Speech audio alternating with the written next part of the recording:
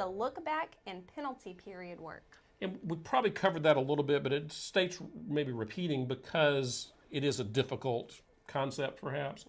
The look back is, again, that 60 months that we go backwards from date of application. Basically, anytime a Medicaid application is filed, about page 6 of the application, there's a question on there that says, have you made any transfers of assets within the last 60 months?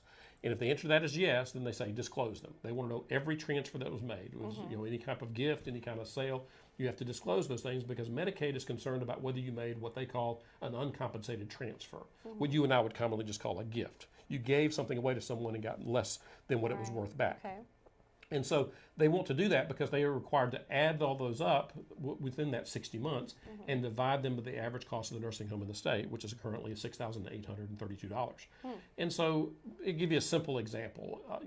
I gave my son $68,000 2 years ago. And I now have had a stroke and I've got to go to a nursing home.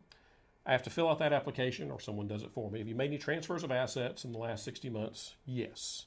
$68,000 transferred 2 years ago. Medicaid would then take that $68,000, divide it by the average cost of the nursing home in the state, $6,832, and they're going to get a product of approximately 10, meaning I'm penalized. I'm disqualified for 10 months. Basically, the sum total of gifts that I've made within the 60 months, look back period, divided by the average cost of the nursing home, $6,832, statutory number, that changes every year.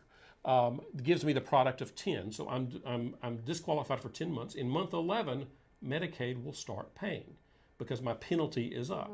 But months 1 through 10, I'm on my own because I made a gift within 5 years.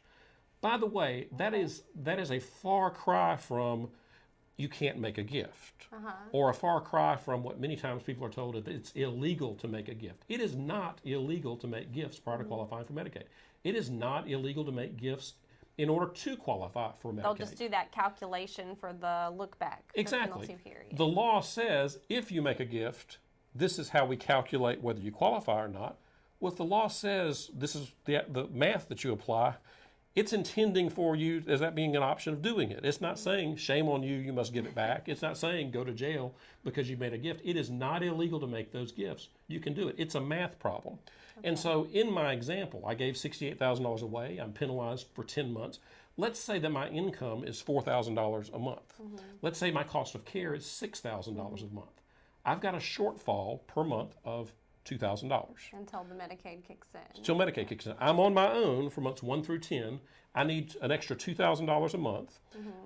Hopefully that son that I gave the $68,000 to a couple of years ago still has it, and be willing to kick in $2,000 a month so I can have a safe place to live. In month 11, Medicaid picks up. How much money does my son have left? He had $68,000 that I transferred him. We're going to have to spend $2,000 a month extra of that money times 10 months, so $20,000. So $68,000, $58,000, $48,000. He got to keep $48,000, and I'm qualified for Medicaid 10 months later. The rule doesn't say you got to give it back. The rule doesn't say you can't do it. It's simply a math equation. And here, it's more advantageous to make the gift and then privately pay it out than it is to return the gift, return the asset. And by the way, it didn't matter if the gift was made 2 years ago or made the month before I applied for Medicaid. The math is exactly the same. It's it's a transfer of assets, an uncompensated transfer made within that 5 years. That's how the process works, and that's how Congress intends it to be. Congress intends people to act rationally and to do the math to see what's going to be best for them as far as the assets that Congress is allowing them to keep.